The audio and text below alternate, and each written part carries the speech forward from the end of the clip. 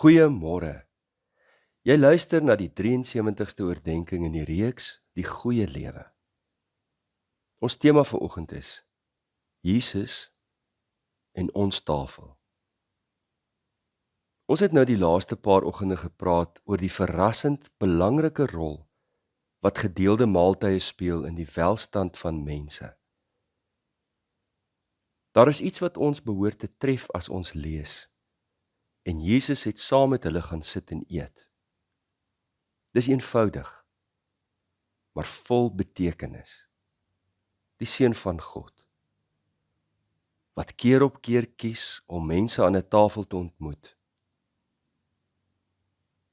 Nie soseer in tempels nie, maar in huise, bo vertrekke, selfs op die strand. Waar vind ons die Seun van God? Tussen sondaars, vriende en skeptici. Dink saam met my aan die betekenis hiervan. Jesus eet saam met tollenaars en sondaars by Matteus se huis. Matteus 9, Markus 2, Lukas 5. Jesus by die huis van Simon die Fariseer, waar 'n sondaar vrou homself.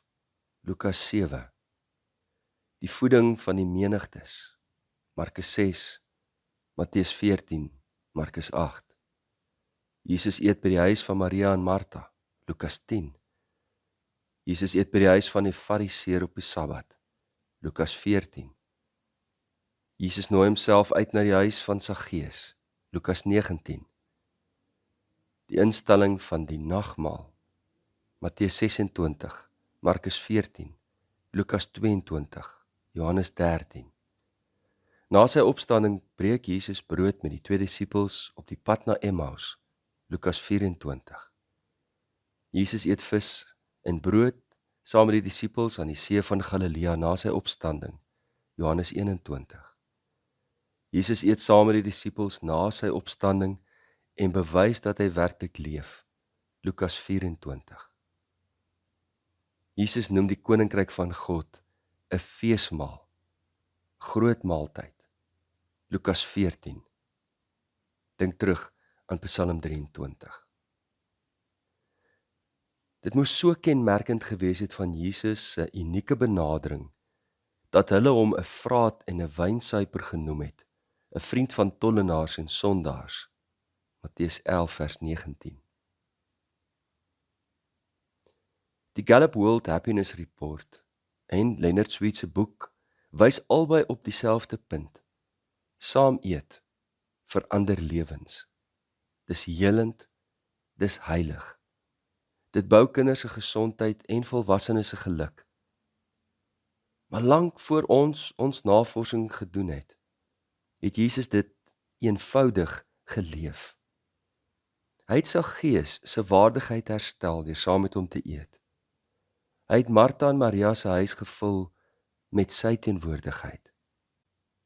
Hy het Petrus vergewe en in sy amp herstel met 'n gedeelde ete by die houtskoolvuur op die strand. Petrus, ja, maar al die ander disippels van wie niemand van hulle met Jesus eers oogkontak kon maak nie. Maar by 'n maaltyd kan jy nie anders nie. Ons kyk in mekaar se oë. Daar het Jesus hulle in die oë gekyk en elke een vergewe. Hulle herstel op hulle lewenspad as disippels van hom. In Emmaus het hy sy identiteit geopenbaar in die breek van die brood. Dink aan jou lewe. Hoe vinnig eet ek?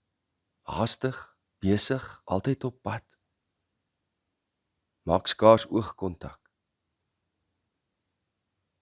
Maar Jesus nooi my om stil te word, stil te sit, om tyd te maak, om saam met ander te eet.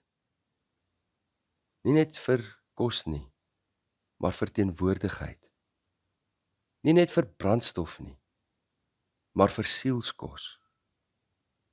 Nie vir kronos nie, maar vir kairos tyd. Dit gee nuwe betekenis aan die tafel by my huis, by jou huis. Dit is die verband tussen ons tafel en 'n Jesus tafel.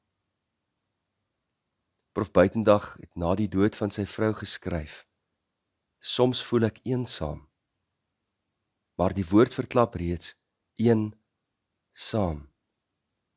Een saam met die Here. Mag ons tafels die Here se tafel wees. Jesus se tafel is nie vir volmaakte mense nie. Dit is vir die wat dors na genade, wat honger is vir God se teenwoordigheid, wat soekend is na dieper verhoudings met mekaar. Kom ons bid saam. Hemelse Vader, ons vra dat U ons sal vul met U Heilige Gees, dat ons die vrug van U Gees in ons lewe sal bly beoefen, om lief te hê, om met blydskap te leef, om vrede te maak, geduldig te bly, vriendelik te wees, goedheid na te streef, getrou te bly, sagmoedig te leef en met selfbeheersing. Ek weet dat ek aan Christus Jesus behoort en ek kruisig my hartstogte en my begeertes wat nie in pas is met U Gees nie. Help my om nie verwaand te wees, ander uit te tart of jaloers te wees nie, maar help my om in 'n gees van sagmoedigheid ander reg te help. Deurgrond my siel, o Heer, dat ek myself blywend ondersoek en my hart voortdurend tot U bekeer. Dit bid ons in Jesus naam. Amen. Liefde en 'n geseënde dag vir elkeen.